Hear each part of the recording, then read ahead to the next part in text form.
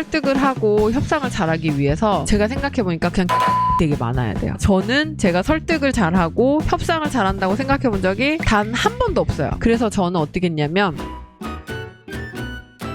제가 저번 라이브에서 그런 얘기 했어요. 여러분, 물론 이제 자신의 한계를 느끼고 그럴 때는 책을 읽는 게 되게 중요하지만 책 안 읽는다고 해서 부자가 꼭 못 되는 건 아닙니다. 그런 얘기를 했거든요. 근데 솔직히 얘기하면 제가 그 얘기를 하고 망치로 머리를 맞았어요. 무슨 일이 있었는지 얘기해 드릴게요. 제가 어떤 모임에서 주최하는 CEO들의 모임 이런 데 갔어요. 근데 저는 여러분들도 알다시피 진짜 열심히 사는 사람으로 자부심이 있는데 제가 그 모임을 갔는데 제가 너무 무식한 거예요. 제가 그동안 자기검열 되게 심하게 하면서 읽어야 되는 책과 읽지 않아야 되는 책을 가려가면서 책을 읽었고 책을 읽는 시간조차 제가 너무 제 스스로한테 너무 나태하다는 느낌이 들었어요. 그래서 책을 멀리 했어요. 그러니까 책을 읽는 게 왠지 내가 너무 타이트하게 더 열심히 그 시간에 또 살아야 되는데 책 읽으면 너무 여유롭게 사는 건가 이런 생각이 들어서 책도 막 못 읽었거든요. 그러면서 저는 제가 가장 좋아하는 게 책 읽고 그리고 글 적고 이런 건데 이런 것들을 좀 안 한 지 오래됐어요. 왜냐면 계속 일을 하다 보니까. 근데 이제 제가 그 모임을 간 거예요. 모임을 갔는데 결론적으로 말씀드리면 제가 너무 무식한 거예요. 아는 게 너무 없는 거예요. 사람들이랑 대화가 안 되는 거예요. 원래 제가 그런 제가 아닌데. 그리고 사람들 얘기를 듣고 있는데 무슨 말인지 몰라서 못 끼어들겠는 거예요. 저 너무 이제 이 세상에만 갇힌 거예요. 그래서 제가 와, 나 이번 주에 라이브 때 내가 책 안 읽어도 돈 많이 번다고 했는데 완전 그거 미친 소리였네 이 생각한 거예요. 그리고 이제 되게 많은 다양한 분야에서 다양한 자기만의 커리어를 가지고 지금 그 레벨업을 하고 계시는 많은 대표님들을 만나면서 진짜 공부를 많이 하는구나. 와, 그리고 진짜 난 너무 갇혀서 일만 했구나. 근데 그분들이 저한테 다 주셨던 조언 중에 하나가 뭐냐면 대표님, 대표는 너무 일만 하면 안 돼요. 대표는 사색도 해야 되고 대표는 책도 읽어야 되고 대표는 사람도 만나야 되고 대표라면 명상도 해야 돼요.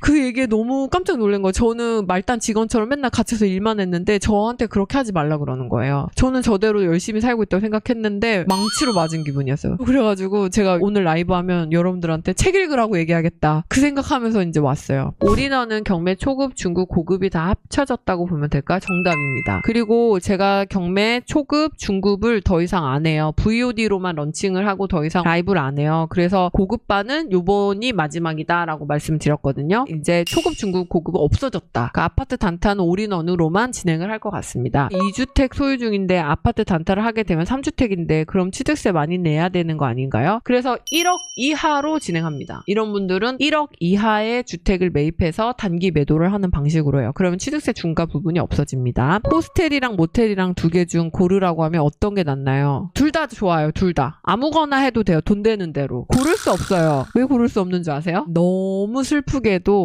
호스텔도 모텔도 둘 다 싸지 않아요. 내 돈에 맞춰서 되는 거 아무거나 사야 돼요. 두 번째, 호스텔도 모텔도 물건도 별로 없어요. 진짜 요즘은 모텔을 저 뭐라고 얘기하면 비트코인이라고 얘기할 정도로 모텔이 없어요. 물론 있죠. 250억짜리 막 450억짜리. 근데 450억짜리 3년 전에 100억이었던 게 300억이 붙어서 막 나와요 지금. 막 코인 같아요. 그러니까 호스텔이랑 모텔 둘 중에 할 수 있는 거 그냥 안거나 하면 돼요. 외도민하고 싶은데 내년에 변경되는 사항들이 많으면 외도민보다 소액 경매 먼저 하는 게 좋을까요? 우선은 내년에 어떤 식으로 바뀌는지 한번 귀를 쫑긋 세우고 보다가 일단 내년 초에 바로 1월 1일부터 바뀝니다 이럴 것 같진 않고 연초부터 해서 바뀌는 조짐이 보이면 아 도저히 안 되겠다 하면 그냥 경매 오시면 되고 그렇지 않다. 아직 뭐 특별히 그게 변화가 아직 없다. 그러면은 이제 한번 달려보시는 거죠. 소액 숙박업으로 넘어가고 싶은데 시드가 얼마나 있어야 될까요? 다가구를 낙찰받아서 호스텔 변경하는 경우는 1억 이하로도 가능하고 시드가 된다라고 하면 한 5억 정도 있으시면 가능할 수도 있습니다. 당자쌤의 인기로 씨가 말라가는 모텔. 저 때문이라고요? 그러면은 진짜 내가 그게 진실이다. 만약에 정말 저 때문이다라고 하면은 행복하겠네요. 저 때문이겠습니까? 그냥 사람들이 모텔을 많이 사는 거겠죠. 제가 그런 영향력이 있는 사람이었으면 좋겠네요. 호스텔 하기 위한 건물 사려면 용도, 지역이나 도로폭 요건이 있나요? 디테일하게는 다 봐야 돼요. 다 봐야 돼서 용도, 지역이나 도로폭이나 이런 요건들을 사실은 다 봐야 되는 게 맞아요. 봐야 되는 것들이 체크리스트로 따지면 한 10가지 정도 되는 것 같아요. 다가구 매입의 자기 자본은 얼마가 있어야 되나요? 우선 다가구를 매입하는 가장 아이디어란 방식은 저는 경매라고 말씀을 드려요. 왜냐하면 다가구 중에서 전체 명도를 해주는 경우는 많지는 않거든요. 그러나 명도를 하게 되면 대출을 신탁으로 90%까지 받을 수 있어요. 만약에 5억짜리를 낙찰받죠, 다가구. 그러면 5천만 원으로 일단 출발 가능한 거예요. 7억짜리를 낙찰받으면 7천만 원으로 출발 가능한 거예요, 일단. 그런데 이게 일반 매매에서는 왜 안 되냐면 전체 명도를 해주는 경우가 그렇게 많지가 않아요. 그러다 보니 대출이 많지가 않아요. 근데 경매는 명도가 기본으로 되어 있다 보니 자연스럽게 신탁대출 90%가 나오는 케이스가 많아요. 그걸 이용해서 10%를 가지고 사는 거예요. 호스텔에서 플랫폼을 여기 어때? 야놀자를 쓰는 걸까요? 네, 쓰셔도 됩니다. 그런 걸 쓴다면 추가로 같은 곳에 외도민 등록이 가능한 걸까요? 그러니까 지금 헷갈리시나 본데 호스텔에 외도민 등록이 안 해도 되죠. 숙박업 사업자가 있는 건물인데 숙박업 사업자를 승계 받을 건데 외도민을 왜 냅니까? 외도민을 못하는 분들, 에어비앤비 여러 개의 전입 요건 때문에 못하는 분들이 호스텔을 하는 거예요. 다시 얘기하면 호스텔을 오픈한 외도민 필요가 없어요. 모텔도 경매에 많이 나오나요? 아니요. 모텔은 경매로 사기에는 조금 무리가 있어요. 뭐 허가권 이런 것들도 문제가 될 수 있는데 가장 큰 문제는 수리비가 대출이 안 나와요. 부끄럽지만 질문 하나 해봅니다. 소액숙박업이 호스텔인가요? 다가구 소액숙박업, 호스텔과 모텔 차이가 정리가 안 되네요. 네, 그게 뭐냐면 다가구를 낙찰을 받아서 월세 세팅을 할 수가 있잖아요. 근데 수익률을 조금 더 높이기 위해서 이 다가구를 숙박업소로 바꿔요. 바꿀 수 있는 다가구가 있어요. 그게 호스텔이에요. 그러니까 다가구 낙찰 받고 호스텔로 변경한다. 그렇게 해서 수익률을 올린다. 그 다음에 모텔인데 큰 모텔이 있어요. 근데 작은 모텔도 있어요. 20객실 이하의 작은 모텔. 그런 모텔들은 사실 지금까지는 사람들이 즐겨하는 물건 종류가 아니었어요. 근데 그런 모텔들도 잘 세팅해 놓으면 돈이 되더라. 그래서 다가구를 호스텔로 바꾸는 거, 그리고 20객실 이하의 작은 모텔, 요거를 제가 묶어서 소액 숙박이라고 한 거예요. 소액 숙박. 오늘은 설득의 힘, 협상의 기술이라고 이제 주제를 정했는데 사실 저는 제가 설득을 잘하고 협상을 잘한다고 생각해 본 적이 단 한 번도 없어요. 근데 언제 설득을 잘하고 협상을 잘하냐고 제가 느꼈냐면 제가 이제 병원에서 일할 때 예전에 보면 그 누구의 말도 안 듣고 특히 연세가 좀 많으시고 고집이 되게 센 노인분들은 며느리가 와도 말을 안 들어, 아들이 와도 말을 안 들어, 딸이 와도 말을 안 들어, 누구 말도 안 들을 때가 있거든요. 근데 그때 제가 들어가서 한 5분 정도 얘기하면 제 말을 잘 들으셔요. 그러니까 제가 설득을 한 거죠. 협상을 해서 그 환자가 고집 피우던 걸 꺾을 때가 종종 많았거든요. 근데 그때도 제가 설득을 뭔가 잘하고 협상력이 좀 있다라는 생각은 단 한 번도 해본 적이 없어요. 그냥 환자 설득하는 건 간호사 일이지라고 생각을 했거든요. 근데 제가 언제 설득을 잘하고 협상을 잘한다라고 느꼈냐면